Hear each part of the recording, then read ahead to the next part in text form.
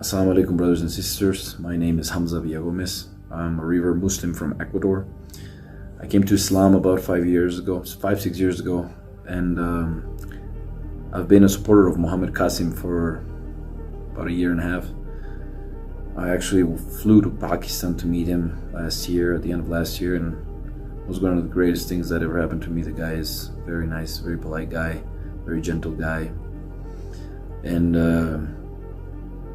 I wanted to talk about a reaction video from Mufti Menk, who is a scholar that I have admired for years. Since I basically started learning about Islam, I've admired this man for so long. So I just wanted to send a message to him and to tell you, Mufti Menk, that I am very disappointed in, not in the exact words of Islamic hadith or anything, or just your reaction, which was surprising for me, of how angry you got and how unpolite and un-Islamic you acted.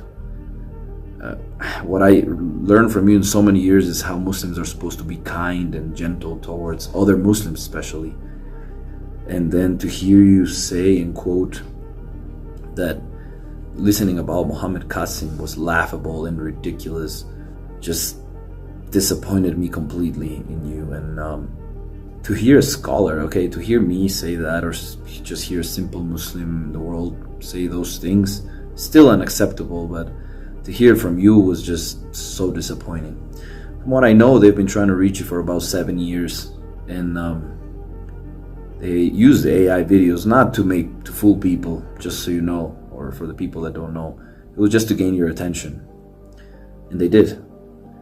And of course, obviously, this didn't come directly from Muhammad Qasim. Some of the helpers of him did it, and they got your attention. And I think you did not even look up who Muhammad Qasim is at all, because of what you say. Of course, obviously, you did not look him up well. He's not a crazy man, first of all. He doesn't have a little amount of followers. He has thousands of followers, and not only in Pakistan, my brother. He has followers all over the world, in the US, in the UK, here in Ecuador, Latin America, and Guyana. Indonesia has tons of followers, Malaysia. So for you to say that, and for you to say it's laughable, and for you to say all of us need medical help, I found it amusing. And also very, very disappointing to hear that from you. I thought from all the scholars, you would be one of the scholars that would actually try to look into who Muhammad Qasim is, and to try to find some stuff out about him. Maybe, like I told you, I'm a new Muslim, but I've learned a lot, I've read a lot, and whatever I read, I keep in my head. And this was one of the things that I read that actually shocked me, when you said that the Mahdi will be wise, and the Mahdi will be basically perfect. Yeah, of course, obviously, from what I know, but not after the one night that he's supposed to be rectified, right? He's supposed to be an average Muslim before that. Average, even probably less than average. Not even a very studied Muslim before the night that Allah will rectify him. There's this quote that actually was really interesting for me, and I wanted to leave it here for you, which says, "O you who believe, if an evil person comes to you with any news verified, least you should harm people in ignorance, and afterwards you become regretful for what you have done." So even if this man would be an evil man, the last thing that the Ummah would expect of someone like you is to react in the way you did, to call someone laughable. And it's just very, very sad. And if something is ridiculous, it's your reaction towards this man, especially from a scholar. I just can't believe it.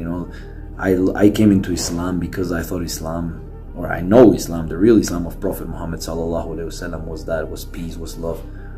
And even, like it says here, even if an evildoer comes to you, you first verify it. You just don't go to conclusions without knowing nothing about this person, because like I said, you do not know him and I do. And as the hadith says, it says he will be a normal, average Muslim. Large forehead, aquiline nose, I suggest that you look into Muhammad Qasim a little more before jumping into conclusions and before talking so bad about simple men like that. I pray to Allah that He helps you find your way. I mean, you have a perfect life, so it wouldn't be convenient for you to have Imam al-Mahdi come soon. Oh, another thing, also, Muhammad Qasim has never claimed to be the Mahdi. I've been with him and he's never claimed that at all. The people that are behind him claim him to be the Mahdi. बहुत significant सवाल है. माजी के अंदर ऐसा हुआ है कि लोगों ने क्लेम किया है कि इमाम मेहदी जो है वो हमें, तो आपकी तरफ से कोई ऐसा दावा आने की उम्मीद ना रखें? नहीं, अब ऐसा हो ही नहीं सकता कि मैं कोई नौज़बिल्ला कोई दावा करूं, क्योंकि अल्लाह और खातमुन नबिय्यीन मोहम्मद सल्लल्लाहु अलैहि वसल्लम ने मुझे ड्रीम्स में कुछ अच्छी बातें भी सिखाई हैं. Final quote for you, and I think with this I will get my message to you. I hope you get to listen to me and call me crazy maybe in front of thousands of people. I want to say goodbye with this. It's this quote from Al-Hasan al-Basri. It says, "The believer reserves judgment until the matter is proven."